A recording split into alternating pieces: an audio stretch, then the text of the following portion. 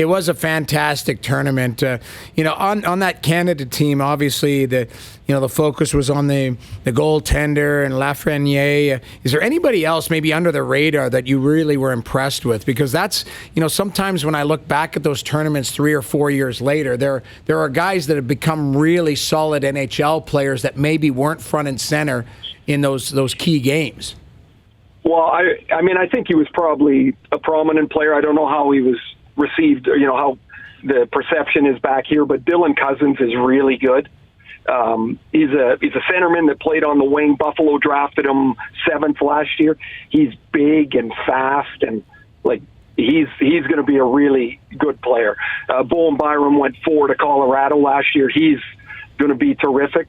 The one guy didn't play a whole lot that I think is an absolute stud is Jamie Drysdale, the defenseman. Mm-hmm. He's a 17-year-old, and man, he's good. Mm-hmm. He's going to get drafted in the 6 or 7 range probably this year, and he is really, really good. One scout told me he's Duncan Keith, but right-handed. Yeah, I wouldn't be. 6 or 7 seems high or low, whatever you want to call it. He screams creeping into the top 5. Oh yeah, for me, he screams that. So let's look at this though. So you're going to have, of course, Lafreniere is going to go 1. Yeah. I mean, if anybody thought he wasn't, I think he just cemented what he can be by the way he played. He was awesome. Quinton Byfield didn't get on the ice in the gold medal game. Who's going to pass up a 6'4" centerman that's going to have 50 goals 2 years in a row in junior? To me, he's a top 5. There's the Swedish kid, Lucas Raymond. He's going to be up there. This German kid, I love this kid, Tim Stützle. I think he's going in the top 5. And then there's the kid in the Ontario League, the Swiss kid, and I don't know what he's got. He's got 60 points already.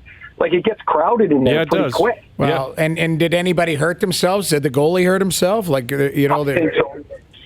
Okay, Jamie, you're the goalie guy. If he's going to be top 10 pick, and you watched him play like that, how many times are you going to fly to Europe between now and the end of the year? 10, 15? You're going to watch him a whole pile more to figure out what he was doing in the net. It's I think he panicked. I talked to you a little bit about it, but he looked like he panicked, like he was nervous. I don't know. He was all over the place. He's not the Russian Carey Price. He's the Russian Denny Lemieux. Well, he didn't. He looked like he got in his own mind. You could tell. I was texting with you, Ray.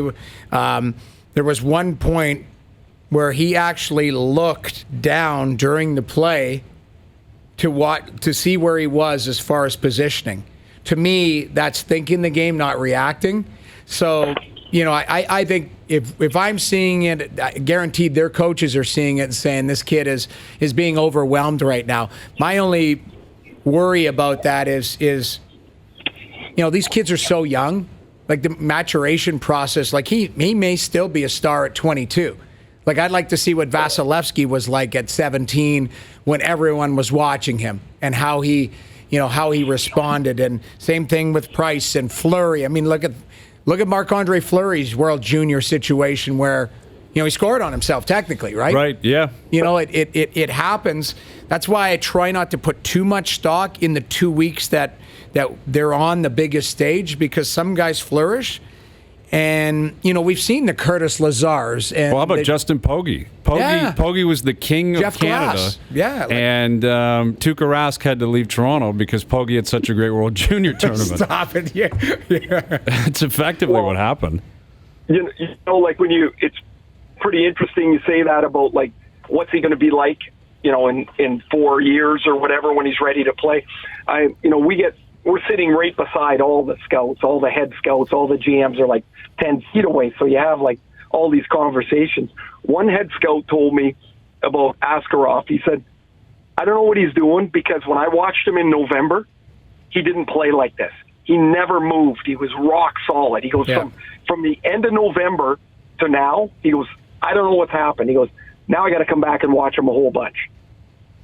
Yeah. And that's just in a month. So maybe in 2 months, he'll be right back to what everybody was raving about, because it wasn't there right now, that's for sure.